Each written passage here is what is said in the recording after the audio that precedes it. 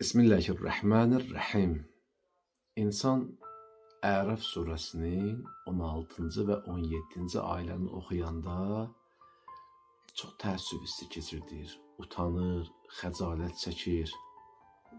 Deyəcəksiniz, niyə utanır ki insan?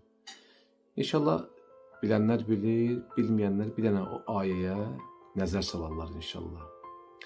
Ki şeytan vəd verib, söz verib, insana arxadan, öndən, sağdan və soldan hücum eləyəcək. Yəni yoldan çıxaracaq. Və Allaha deyir ki, sən onların çoxusunu naşükür görəcəksən. Yəni onlar şükür eləməyəcəklər. Amma şeytan da öz bildiyini eləyir. İndi sual çıxır.